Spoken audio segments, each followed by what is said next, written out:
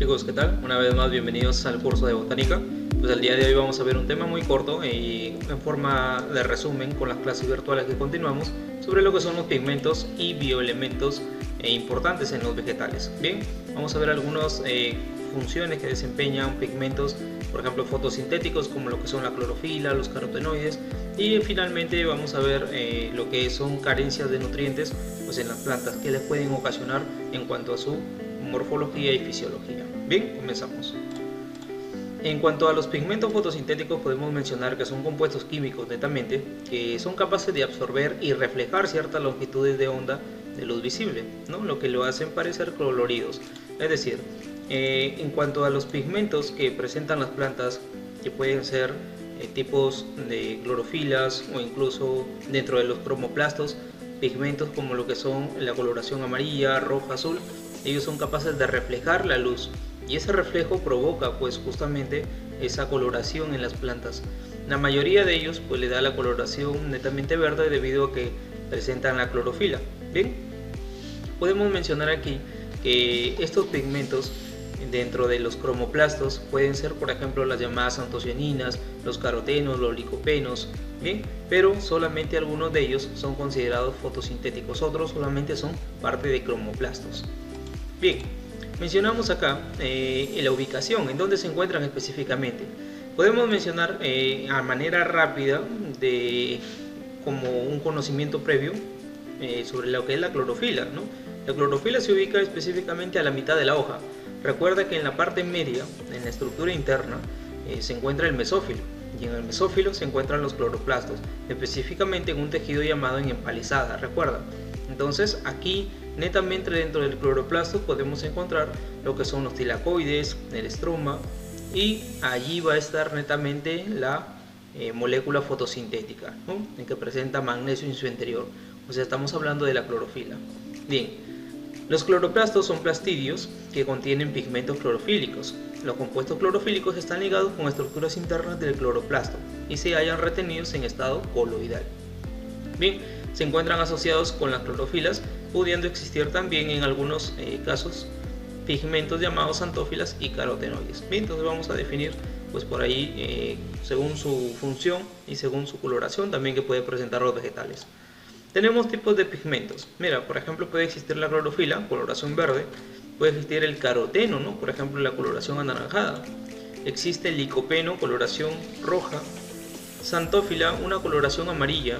Y de repente, si decimos otra coloración, ya sea marrón, azul, violeta, eso ya no se puede hablar sobre lo que estamos mencionando en caroteno, licopeno, xantófila. Netamente se le va a decir el último, antocianina. Entonces la antocianina ya son otras coloraciones, no netamente las primeras. Bien, podemos empezar con lo que son las clorofilas. Las clorofilas son pigmentos fotosintéticos de color verde que contienen en su estructura el anillo de porfirina. Bien, recordar que dentro de él se encuentra netamente el magnesio, ¿no? El bioelemento importante en este tipo de pigmento. Tenemos que existen varios tipos de clorofila, pero dentro de las clorofilas en las plantas solamente ubicamos la clorofila A y la clorofila B. ¿Por qué? Porque los otros tipos de clorofila se pueden encontrar incluso en algas, ¿no? O en otros organismos fotosintéticos. Bien, tenemos también lo que son los carotenoides. Los carotenoides son un grupo importante de pigmentos en los cuales van a absorber la luz, tanto violeta y azul verdosa. Tenemos que estos carotenoides principalmente le dan una coloración a la fruta, pero de tipo anaranjada. Por ejemplo, podemos mencionar el betacaroteno que se encuentra en la zanahoria, ¿no? Importante porque tiene la vitamina A, o también llamada retinol, importante para la visión. Mencionamos que estos tipos de carotenoides dentro de sus funciones específicas pues ayudan a capturar la luz, pero también van a ayudar a la función como lo que es eliminación del exceso de la energía proveniente del sol. Bien. Consideran que dentro de los carotenoides encontramos lo que son las antófilas. Las antófilas son un tipo de pigmentos pero que le dan coloración amarilla netamente. Bien, en cuanto a su estructura es similar al caroteno, pero ellos se diferencian pues porque contienen átomos de oxígeno. Tenemos ahí la coloración específica de una xantófila, ¿no? En lo que son las plantas, en sus pétalos, en sus hojas, etc. Bien, en cuanto al licopeno, es un pigmento natural porque le aporta el color rojo. Bien.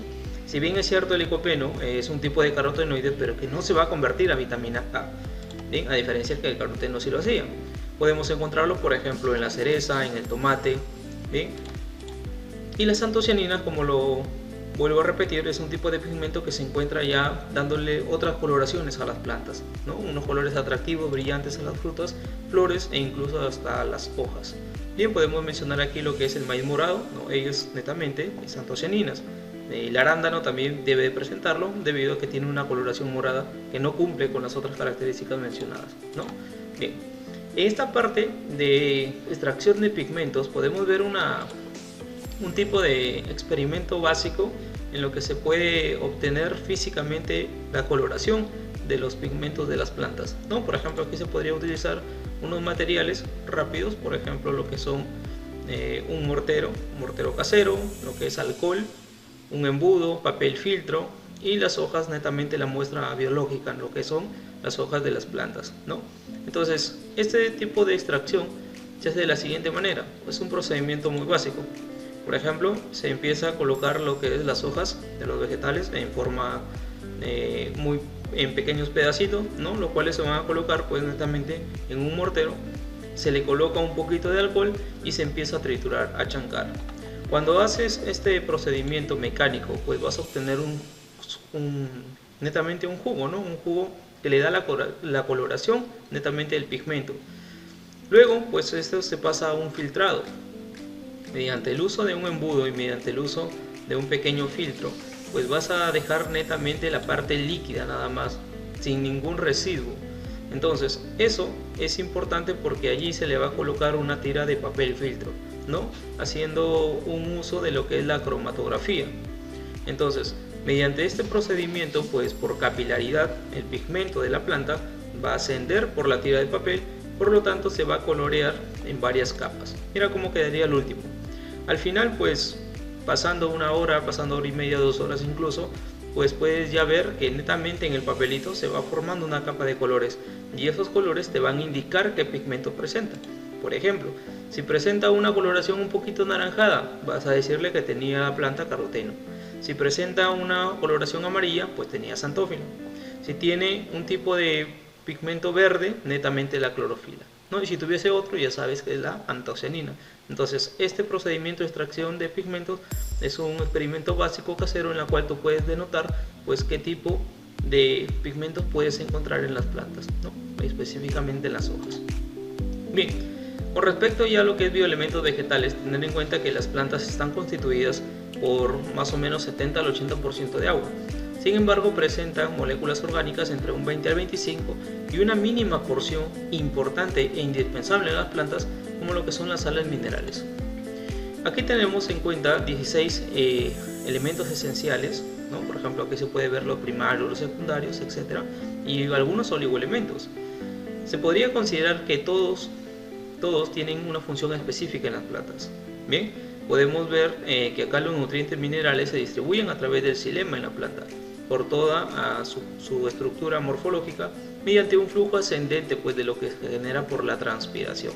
Bien, entonces vamos a ver algunas características de estos elementos cuando están en su deficiencia. Entonces, una carencia, digámoslo así, de los elementos.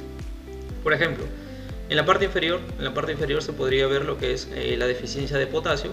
La deficiencia de potasio produce una necrosis en los bordes de las hojas, como si le estuviesen colocando de un tono marrón, ¿no? Como si estuviese quemándose. La deficiencia de fósforo puede provocar en las plantas pues una coloración rojiza.